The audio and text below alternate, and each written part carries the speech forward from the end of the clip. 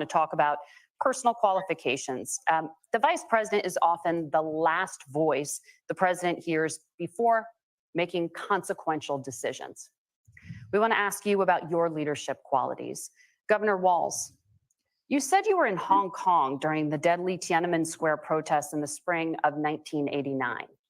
Let's see if this is a news-breaking controversial topic. Was he there? But Minnesota Public Radio and other media outlets are reporting that you actually didn't travel to Asia until August of that year. Ouch. Didn't hear about this story before. Okay, Tim, put your head up. Were you there or were you not there? Can you explain that discrepancy? Yeah, well, and to the folks out there who didn't get at the top of this, look, I grew up in small rural Nebraska, town of 400, town that you rode your bike with your buddies till the streetlights come on, and I'm Did you answer the question yet? proud of that service.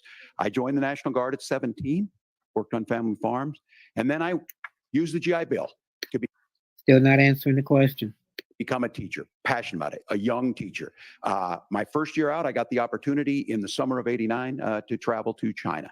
35 years ago, be able to do that. I came back home and then started a program to take young people there. We would Still not answered the question.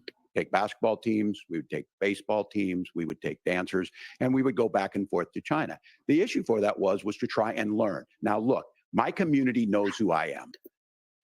Do they? I mean, your community knows, but do the American people? So halfway into this debate, remember, I'm not picking sides. I'm picking goofs. I'm picking things that people are missing and maybe don't want to face. So did he lie about going to China at that time? It's a literally yes or no.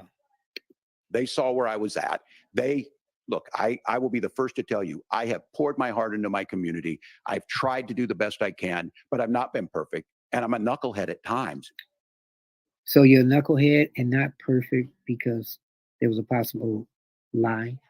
But it's always been about that. Those same people elected me to Congress for 12 years. We're just going to keep on going around and around. Let's see if JD is going to spot that out and also talk about his military service. Keep it honest. Yours truly, Anthony Parker Alexander. And in Congress, I was one of the most bipartisan people, working on things like farm bills that we got done, working on veterans benefits. And then the people of Minnesota were able to elect me to governor twice. So tell us, how did you get your track to go for president? No, don't want to hear that. Just want to know about the China thing. So look, my commitment has been from the beginning to make sure that I'm there for the people, to make sure that I get this right. I will say more than anything. Many times I will talk a lot. I will get caught up in the rhetoric. But being there, the impact it made, the difference it made in my life, I learned a lot about China. I hear the critiques of this. I would make the case that Donald Trump should have come on one of those trips with us. I guarantee you he wouldn't be praising Xi Jinping about COVID. And I guarantee you he wouldn't start a trade war that he ends up losing. So this is about trying to understand the world. It's about trying to do the best you can for your community. And then it's putting yourself out there and letting your folks understand what it is. My commitment, whether it be through teaching, which I was good at, or whether it was being a good soldier or was being a good member of Congress, those are the things that I think are the values that people care about. So I want to know, too, as a reporter, is she going to follow up and say, but Governor Walz, you still didn't answer that question. When were you in China? So now let's flip it over to JD Vance. Let's see. He has that look. He left me an open about his military service, but also possibly about him lying to the American people. Let's see if JD says something. Governor, just to follow up on that, the question was, can you explain the discrepancy? All I said. There we go. Here we go. On this was I got there that summer and misspoke on this. So I will just, that's what I've said. So is a misspoke a lie? Think about that, people. Have you misspoken and said you did something some people considered a lie, but you said you misspoke? Keeping it honest. This isn't a misspoke. I'm keeping it honest. So I was in Hong Kong and China during the democracy protests went in. Whew. Man, if I had a tie, I'd be doing this now. I don't know if he's sweating, but I think everybody else is. And from that, I learned a lot of what needed to be in governance. Thank you, Governor. Senator Vance, in 2016, you called your running mate, Donald Trump, unfit for the nation's highest office. So this isn't really a lie, because he did talk about Donald Trump. And then he said, hey, you know what? After I got to know him a little bit in some of his issues, I was wrong. And that's why I'm running. Interesting. And you said he could be America's Hitler. I know you've been asked many times, and you've said you regret those comments and explained you then voted for Donald Trump in 2020.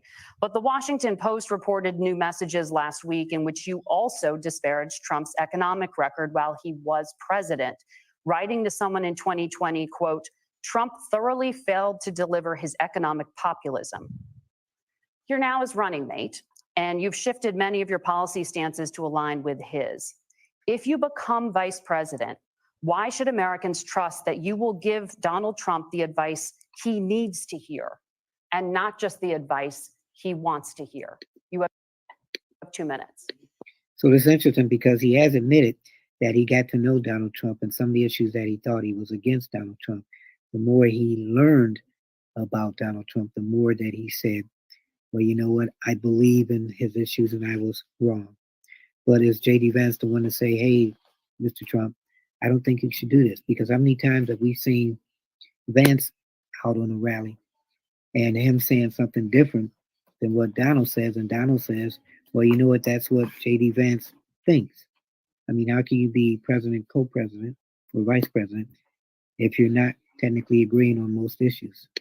Well, first of all, Margaret, because I've always been open. And sometimes, of course, I've disagreed with the president, but I've also been extremely open about the fact that I was wrong about Donald Trump. I was wrong, first of all, because I believed some of the media stories that turned out to be dishonest fabrications of his And I told you he'd talk about the media. record. But most importantly, Donald Trump delivered for the American people. Rising wages, rising take-home pay, an economy that worked for normal Americans, a secure southern border, a lot of things, frankly, that I didn't think he'd be able to deliver on. And yeah, when you screw up, when you misspeak, when you get something wrong and you change your mind, you ought to be honest with the American people about it. It's one of the reasons, Margaret, why I've done so many interviews, is because I think it's important to actually explain to the American people where I come down on the issues and what changed. Now, you pointed out the messages from 2020. Margaret, I've been extremely consistent that I think there were a lot of things that we could have done